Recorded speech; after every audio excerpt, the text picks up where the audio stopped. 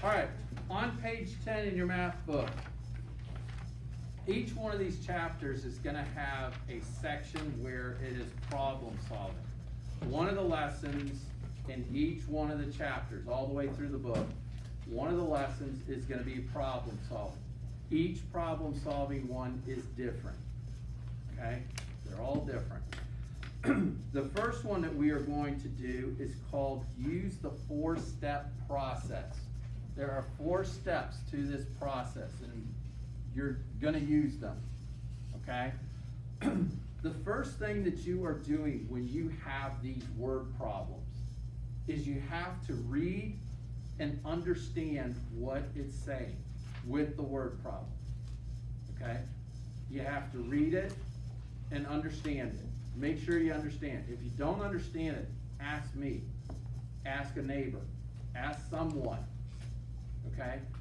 Ask someone so that you can understand what is being said, okay? Attention please, if all teachers could read your email, please read your email, thank you.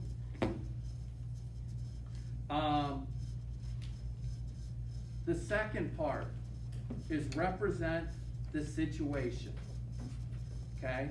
You're gonna represent the situation. The third thing is make and use a plan, okay? You're gonna make a plan up and you're gonna use it to try and solve that problem. The last thing it says in here is look back.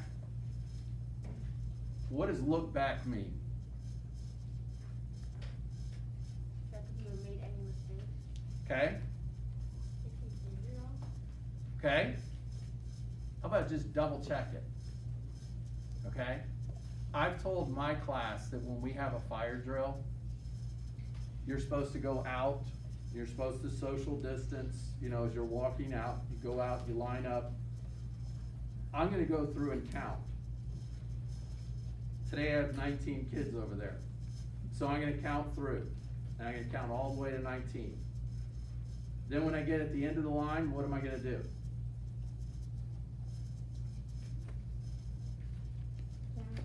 Count again, double check, okay? When it comes to kid safety, I'm gonna double check, I may even triple check. So I'm gonna count again. If I get 19 the first way through, and I come back and count again, and I get 19 again, I'm good. But if I go through and I get 18, and then I come back through and I get 19, I'm gonna go back through again, because I got 2 separate answers, okay? And so that's where you double check. Okay? That's in real life. I double check, especially with all the safety things that we have going on with tornado drills, with fire drills, all of these. I'm gonna double check because your safety is the utmost importance, and to try and make sure that everyone's there. I don't wanna find out, oh, Dante, that's right, he went to the bathroom, that's why he's not here. And so I'm gonna call and say, hey, I need Dante, he's missing. He went into the bathroom. Somebody will go check and find him, okay? And they'll bring him out, okay? Or I'll end up going in, Mrs. Galley will be sitting there watching both classes, and I'll go get him, okay? To make sure that everyone's safe. But in your case, you're wanting to double check just to make sure that you get it correct, okay? If you get an answer, then you double check it and you get a different answer, are you gonna do it again? Because you got 2 different answers and it's like, all right, which one's right? Let me do it one more time and make sure, oh, it's this one. I see where I made the mistake here, and that's how I got that. All right, they have a problem on here. It is an animal is classified as a species of the phylum it belongs to. The number of species in the phylum varies widely. The phylum, I can't say the name of that, has about 150 species. There are about 100 times as many species in the phylum Annelida.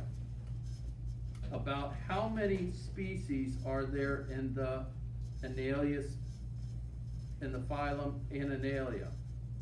Okay? So what we're having to do is we're having to find out, we got two different phylums.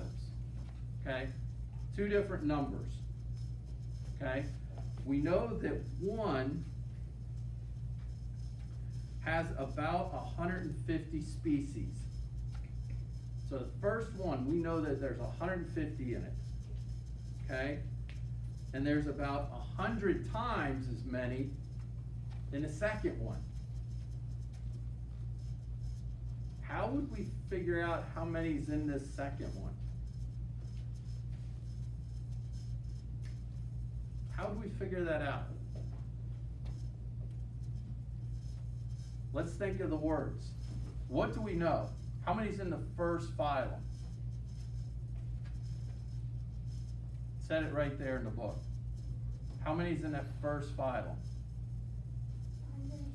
150. So we got 150. The other one has about 100 times that. What do I need to do? Add 2 zeros. How would I write it the way we've been doing it in here? How did we do it yesterday? What's the key? There's one word in there that's a key word that tells me what operation I'm going to do. What is that word?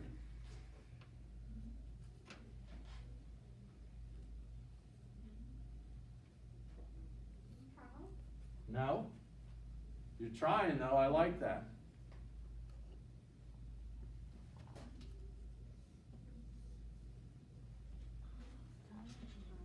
What is that?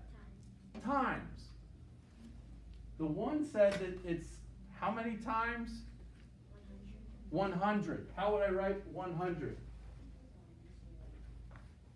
I could write it like this, or a 1, 2. How many zeros are there? There's 2. Okay? So, if I do it this way, how am I going to figure out how many there are? What would the answer be? Add a 0. Add 1 0? 2 zeros. 2. Even though this has a 0 in it, I'm adding 2 zeros onto it. Okay? So if this had 2 zeros, I would still be adding 2 onto it. Whatever this is, okay? I see what you're saying. Well, there's already 1 there. But just because there's 1 there, that's not one of the 2 that you got to add in. Okay? Is that what you were trying to do? Yeah. You're going to take this number and then you're going to add the 2 zeros, or you can look at the 100 and add the 2 zeros on. So I'm going to write that number down, right? And then I'm going to add the 2 zeros on. Now I go back 1, 2, 3, put in the comma. Now, those are my 2 zeros that I added in, right? Okay? Now, let's look at the way they're saying in the book.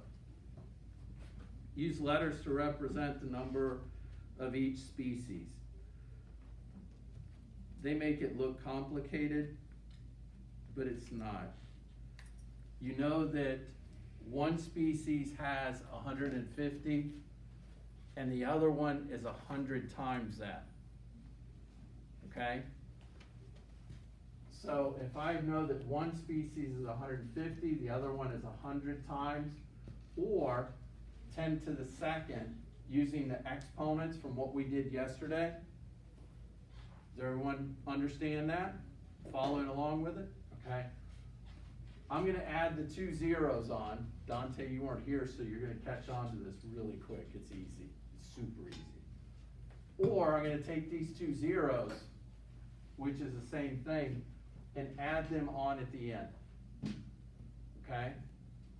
And I look back at the process. I double check. I got 150 here. 2 zeros.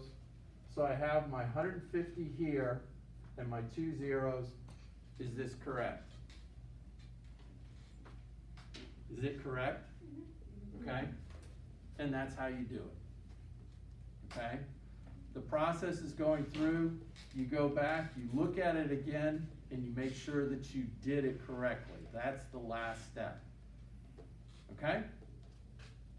All right, we're going to start on our work today. Stop.